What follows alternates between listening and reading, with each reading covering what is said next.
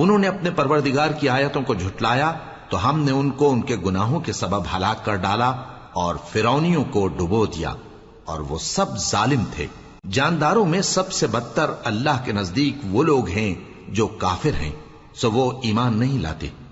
جن لوگوں سے تم نے صلح کا عہد کیا ہے پھر وہ ہر بار اپنے عہد کو توڑ ڈالتے ہیں اور اللہ سے نہیں ڈرتے، اگر تم ان کو لڑائی میں پاؤ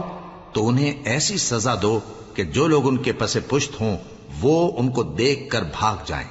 عجب نہیں کہ ان کو اس سے عبرت ہو۔ اور اگر تم کو کسی قوم سے دغابازی کا خوف ہو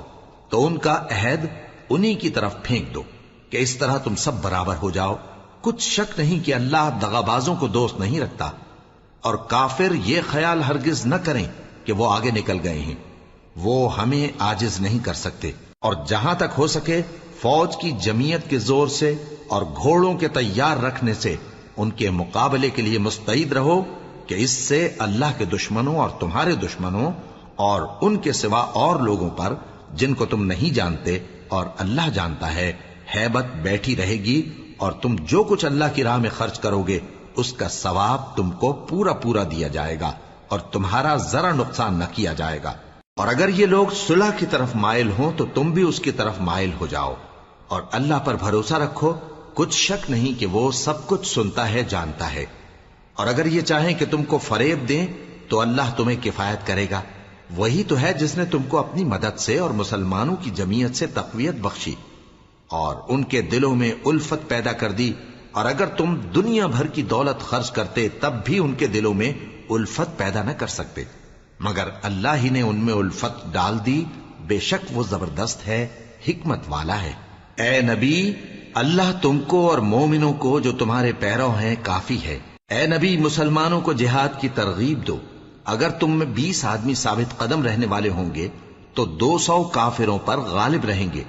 اور اگر 100 ایسے ہوں گے تو 1000 پر غالب رہیں گے، اس لیے کہ کافر ایسے لوگ ہیں کہ کچھ بھی سمجھ نہیں رکھتے۔ اب اللہ نے تم پر سے بوجھ ہلکا کر دیا اور معلوم کر لیا کہ ابھی تم میں کسی قدر کمزوری ہے، پس اگر تم میں 100 ثابت قدم رہنے والے ہوں گے تو وہ 200 پر غالب رہیں گے، اور اگر 1000 ہوں گے تو اللہ کے حکم سے 2000 پر غالب رہیں گے،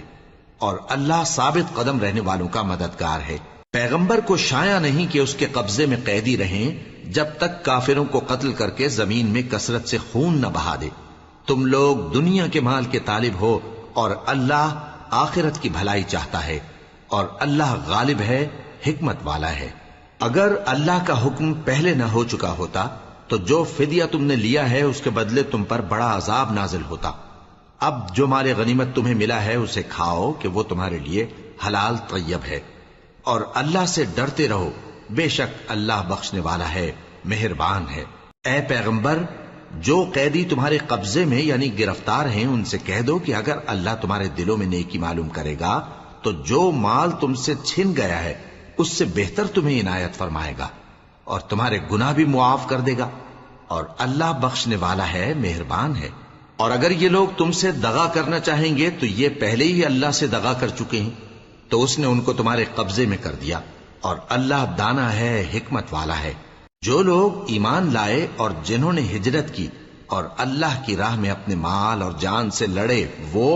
اور جنہوں نے ہجرت کرنے والوں کو جگہ دی اور ان کی مدد کی، وہ آپس میں ایک دوسرے کے رفیق ہیں۔ اور جو لوگ ایمان تو لے آئے لیکن ہجرت نہیں کی، تو جب تک وہ ہجرت نہ کریں تم کو ان کی رفاقت سے کچھ سروکار نہیں، اور اگر وہ تم سے دین کے معاملات میں مدد طلب کریں تو تم کو مدد کرنی لازم ہے، مگر ان لوگوں کے مقابلے میں کہ تم میں اور ان میں صلح کا عہد ہو مدد نہیں کرنی چاہیے، اور اللہ تمہارے سب کاموں کو دیکھ رہا ہے۔ اور جو لوگ کافر ہیں وہ بھی ایک دوسرے کے رفیق ہیں، تو مومنوں، اگر تم یہ کام نہ کرو گے تو ملک میں فتنہ برپا ہو جائے گا اور بڑا فساد مچے گا۔ اور جو لوگ ایمان لائے اور وطن سے ہجرت کر گئے اور اللہ کی راہ میں جہاد کرتے رہے، اور جنہوں نے ہجرت کرنے والوں کو جگہ دی اور ان کی مدد کی، یہی لوگ سچے مسلمان ہیں،